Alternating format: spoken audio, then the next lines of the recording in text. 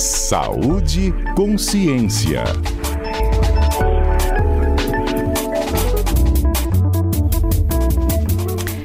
Thelma Ciel, bom dia, doutora. Bom dia, Patrícia. Bom dia a todos que nos acompanham aqui hoje. Então, o assunto hoje é bem interessante porque a gente fala sobre doenças que se espalham mais rápido. É como se fosse uma escala de contágio, um coeficiente que vai multiplicando isso. Certas doenças têm essa característica, doutora? Isso, Patrícia. Às vezes a gente pensa que os micro-organismos, agentes infecciosos, são todos iguais, mas tem muita diferença entre eles e principalmente alguns que são mais contagiosos, que se transmitem mais, que têm uma capacidade de maior transmissibilidade, alta transmissão. E esses micro-organismos, esses agentes etiológicos, que pode ser vírus, bactérias, eles acabam apresentando um espalhamento diferente e sendo responsável por alguns surtos em, por exemplo, escolas, locais fechados, às vezes mesmo uma festa que as pessoas, alguém ali que está doente, né, infecta várias pessoas. Então, há diferenças desses micro-organismos e a gente vai falar um pouquinho daquilo que a gente chama de R0. Eu lembro aqui que durante a Covid a gente falou muito sobre isso, R0, RT, que essa é uma medida que a gente usa em epidemiologia para avaliar essa capacidade de contágio de um micro-organismo. Então, como aquele vírus ou aquela bactéria, como que ela se espalha para outras pessoas, isso acaba definindo, Patrícia, se a gente vai deflagrar, né, se a gente vai ter uma epidemia ou não. Por exemplo, quando a gente tem uma doença uma doença infecciosa, né, ela vai ser transmitida, em média, uma pessoa doente transmite para uma outra pessoa doente, para uma só, a gente tem o que a gente chama de uma doença endêmica. Ela permanece ali quase o mesmo número estável, né? Uma pessoa transmite para outra, aquela pessoa pode transmitir para mais uma, então ela tem ali um número estável ela não é explosiva, né? Diferente, por exemplo, de uma doença que uma pessoa doente pode transmitir para 3. Era o caso da Covid, do SARS-CoV-2, do vírus, né? Então, em média, 3. Então, uma pessoa transmite para 3, aí você imagina, aquelas 3, cada uma delas transmite para mais 3, aí a gente já tem 9 doentes. Depois daqueles 9 doentes, cada um deles transmite para mais 3, e você vai tendo uma explosão, o que a gente fala de crescimento exponencial, porque vai se multiplicando por 3, 3, 3, 3 cada um, e isso, daqui a pouco a gente tem muitos casos. Dentre essas doenças infecciosas, aquela que a gente conhece até hoje como uma das de maior transmissibilidade é o sarampo. Uma pessoa doente, Patrícia, pode transmitir para até 18 pessoas. Uau! Então você imagina, uma pessoa pode transmitir para 18. Aí você tem 18 doentes, que cada uma delas pode transmitir para mais 18. Por isso que o sarampo é uma doença que, ao longo da história, né, antes da vacina, ela matou muita gente porque é muito explosiva, né? Ela tem uma epidemia muito, muito rápida. E o que acontece também? A gente não tem uma capacidade, às vezes, de diagnosticar tão rápido. É uma doença que ela pode se parecer ali nos primeiros dias com várias outras coisas. Tem aquelas pústulas, né? Aquelas bolinhas infectadas que podem parecer outras doenças, e isso vai se espalhando. Por isso é muito importante a vacinação. Hoje a gente tem vacina, né? Muito importante essa proteção, porque é uma doença que pode se espalhar muito rápido. Agora, e por isso que o Brasil, só para concluir, Patrícia, que o Brasil conseguiu aquele certificado de eliminação do sarampo, mas a gente viu casos chegando ali em São Paulo, vindo de outros países, e se espalhando muito rápido. Então, por isso que é uma doença que a gente tem que ter muito cuidado e manter sempre a vacinação alta. Assim, a respeito do sarampo, esses casos em São Paulo foram de adultos, não foram nem de crianças, né? Porque a gente cresce Exato. sabendo que pegou sarampo, fica junto do irmãozinho, do priminho, que pega todo mundo de uma vez e aí cura todo mundo de uma vez, né? Mas eram casos em adultos, né? Isso, isso. Então, assim, falando que agora, antes, né, Patrícia, eu lembro disso também na minha casa, mas hoje, com o que a gente sabe, e porque a gente tem vacina, então o melhor é a gente não se infectar, porque é Claro. uma doença que pode ter, ela tem uma atração pelo nosso sistema neurológico e você pode ter sequelas importantes. Então, é uma doença muito inflamatória. Então, assim, o melhor é não se infectar, o melhor é se proteger. E por isso que a vacinação é tão importante, né?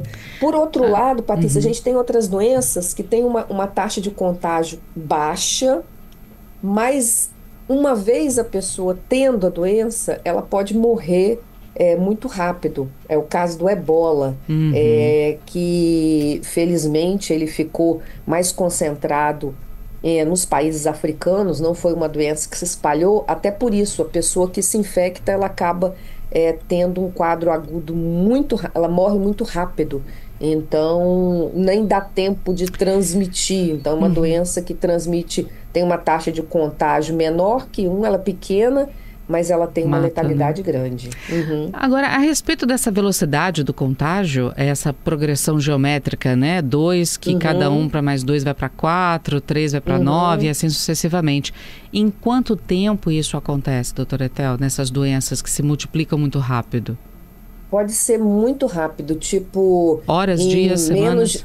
Às vezes, em menos de uma semana, você já tem um caso, né? Eu estou colocando assim, um caso doente, em menos de uma semana, você pode ter mais de 500, né? Então, assim, você imagina uma cidade pequena, onde o serviço de saúde fica totalmente pressionado, né? Se você tem uma velocidade muito grande de adoecimento, onde o próprio serviço tem até dificuldade para atender todas as pessoas e conter, né, essa epidemia, né, de forma mais rápida. Então, essas doenças mais explosivas a gente sempre tem que ter assim cuidado, e por isso tem sido chamado tanta atenção em relação ao sarampo, porque foram esses casos que foram importados, né? Aqui no Brasil a gente não estava com transmissão, as pessoas viajam, se infectam, não estavam vacinadas, entram no país e aí acaba tendo uma pressão no serviço de saúde.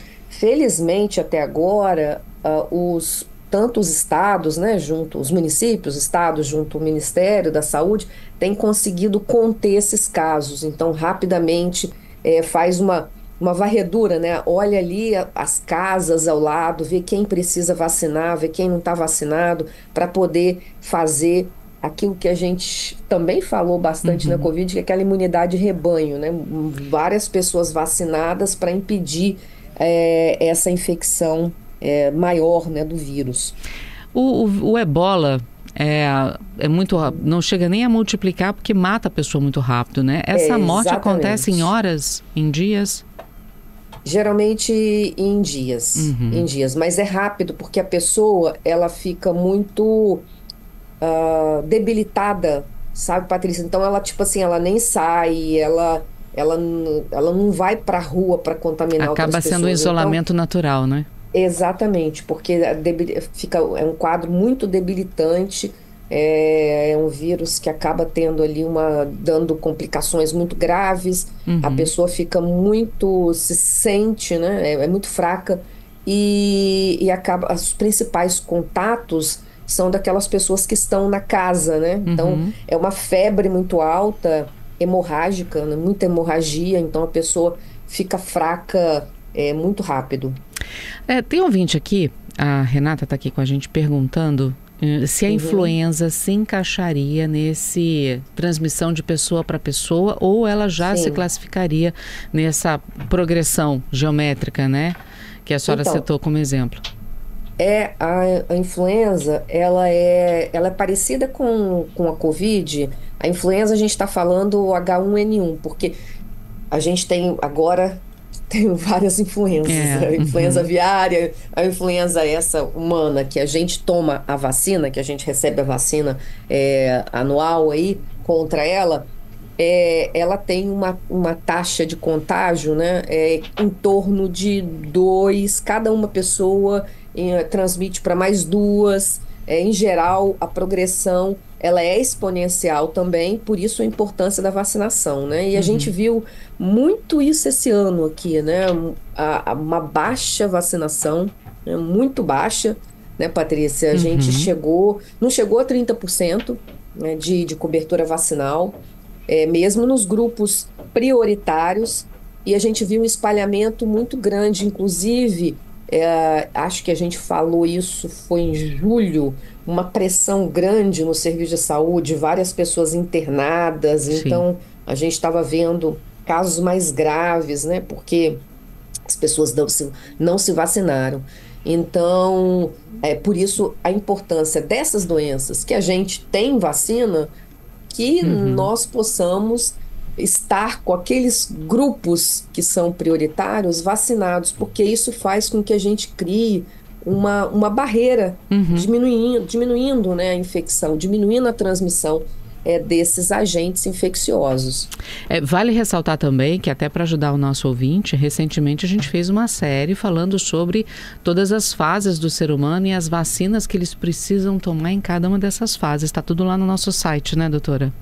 Exatamente, bem lembrado, Patrícia. Inclusive, a gente sempre chama atenção, né? Para dar uma olhada no cartão de vacina, levar no cartão, mesmo assim, você tem uma consulta no cardiologista, uma outra coisa, você vai fazer, mas pergunta a esse profissional, estou precisando tomar alguma coisa.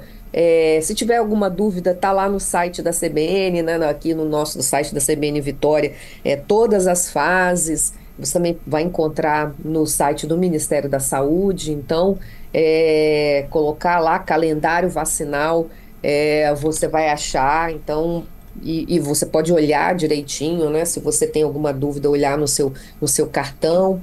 E é muito importante para aquilo que a gente tem proteção, a gente receber essa proteção, né? E Uhum. tem muitas doenças que a gente ainda não tem. Então, nós precisamos aí ficar sempre atentos a isso, né? Por exemplo, que a gente viu esse inverno mesmo, nós tivemos muito vírus sincicial respiratório, que o SUS está comprando a vacina, né? Tem uma vacina no serviço privado, mas ainda não tem no público, está sendo adquirida. A nossa última informação é que chegaria em setembro, então acredito que vai chegar, mas ela vai chegar para um grupo específico de gestantes, né? Então, mas foi um vírus que nesse inverno levou muita gente à internação. Então, Uhum. idosos e crianças bem pequenas, menores de 6 meses, né, gente? Nós tivemos aí muitas internações. Então, a gente vai ter essa vacina, ainda não temos, mas é mais uma doença também transmitida, né? Uma doença infecciosa transmitida pelo ar e que tem esse espalhamento também exponencial. Olha, já tem pergunta aqui dos nossos ouvintes, o Gladson, falando sobre a vacinação da influenza e da Covid. Ele Uhum, está compartilhando o que aconteceu com ele no último sábado. Ele uhum, foi levar a mãe que precisava fazer uma atualização das vacinas, ela quer 70 a mais, então eles sim, foram num shopping para fazer a vacina da Covid e da influenza. E acabou que ele entrou no uhum, pacote também e acabou tomando a vacina contra a influenza. E aí ele uhum, perguntou sobre a vacina da Covid para ele. Ele é menor, né, de 60. E eles avisaram uhum. que não tinha vacina disponível para ele. E ele fala, por que não? Se alguém que não é mais 60 a mais está querendo se vacinar, por que não pode se vacinar, né? Ele está questionando isso Uhum. e pedindo também, né, que isso seja liberado também para outras É, pessoas. olha, eu concordo com ele no ano passado, nós até fizemos isso, depois que os grupos prioritários, porque como essas vacinas, vão ser atualizadas, até quando nós não sabíamos disso, e até 23, a gente ainda tinha dúvida se essa vacina, agora eu estou falando da vacina contra a Covid especificamente, a gente ainda não sabia como é que ia chegar essa atualização, como é que as vacinas iam ser atualizadas. A gente ainda está aprendendo sobre essa doença, uma doença nova, né? Então, uma doença que esse ano a gente tem 5 anos, né? Fez 5 anos que nós nos deparamos de surpresa, né, com a Covid. Com essa doença. Então, é uma doença que a gente ainda tem muita coisa para aprender sobre ela. Mas como agora a gente já sabe que essa vacina ela vai ser atualizada, assim como a vacina contra a gripe, né? Eu acredito, né? E assim, a minha recomendação, o ano passado nós fizemos isso, em 24, depois da campanha, né? Nós não tínhamos mais pessoas para serem vacinadas, todo mundo que queria já foi vacinado, libera para quem quiser vacinar. Então, assim, eu acredito que o Ministério deve fazer isso esse ano ainda, porque o ano que vem já será outra vacina, entendeu? Vai ter uma atualização. Então, acredito que eu concordo com ele, com o nosso ouvinte. Mas vale lembrar também que grupos de risco também podem tomar vacina contra a Covid, não é só 60 mais, não é isso, doutora? Não, tem vários grupos de risco, né? A gente tem aí as gestantes, nós temos profissionais de saúde, as pessoas com comorbidade, né? E aí 12 mais. Então, tem vários grupos que vale a pena também dar uma olhada, né? A gente também tem aí no nosso site da CBN, a gente falou sobre isso, acho que foi um pouquinho mais no início do ano, sobre a vacina da Covid especificamente, porque são vários grupos que podem receber a vacina. A gente também pode atualizar. Adalberto, podemos colocar aí mais tarde, hoje, os grupos, que são vários, e para também quem quiser olhar ali direitinho, para ver se encaixa naquele grupo, né? Se tem algum grupo que pode fazer. Mas eu concordo, porque nós vamos ter outras vacinas no próximo ano, e aí a gente pode utilizar essas vacinas para aquelas pessoas que queiram se vacinar. Sempre lembrando, né, que assim, do ponto de vista do SUS, do Ministério da Saúde, eles, as ações, né, as políticas de saúde, elas avaliam custo-efetividade, né? Então, a vacinação, ela é mais custo-efetiva para aqueles grupos que têm uma chance maior de desenvolver uma doença grave. Para aqueles que não têm essa chance de desenvolver a doença grave, a vacina não é tão prioritária, mas se tiver vacina, eu concordo que ela deve, né, ser liberada. Bom, para a gente encerrar, tem a pergunta do Alex aqui também, em áudio. Ele fala sobre reação a vacinas da gripe, não é isso, Adalberto? É isso mesmo, Patrícia. A gente vai ouvir aqui o que o Alex pergunta para a doutora Etel. Patrícia, eu queria perguntar, doutora, eu tomei essa vacina aí da gripe aí e ela me deu reação, como deu diarreia e febre. Aí depois ficou tranquilo, fiquei pelo menos uns 3 dias bem ruim, corpo dolorido, e gripei, e também gripei, fiquei uns 10 dias gripado. Queria saber se é normal isso acontecer. E aí, doutora? Então, Alex, é difícil a gente falar assim, sem saber, sem conhecer direitinho o caso. Olha, né? já tem um contraponto aqui. O Gladson disse que ele também vacinou, mas ele não sentiu nada, ele não teve reação. Isso é de pessoa para pessoa? É de pessoa para pessoa, né? O nosso sistema de defesa, o nosso sistema imunológico, vai ter uma reação, porque a vacina, a gente está, na verdade, colocando ali o vírus que é inativado, um vírus, vamos dizer, fraquinho, né? Para o nosso organismo aprender a como responder. Então, o organismo, ele pode ter alguma reação, que pode ser dor no local, pode ser aquele corpo meio dolorido, né? É a reação do organismo. O organismo está ali trabalhando, aprendendo a como se defender quando ele tiver em contato com o vírus, que a gente fala assim, na sua forma infecciosa, né? Na sua forma, sem estar inativado, né? Sem estar enfraquecido ou morto. Então, tem essa reação. É comum. Algumas vezes, não Patrícia, sei se como a interfere, o Etel, mas ele disse que foi a primeira vez que ele tomou essa vacina da gripe. Não, às vezes não, às vezes a pessoa não tem nada, toma porque também as vacinas todo ano elas são remodeladas, né, para cepas que estão circulando ali, então às vezes ela não teve uma reação, ela pode ter agora, isso é comum. Essas reações que demoram 1, 2 dias, né, são reações que a gente considera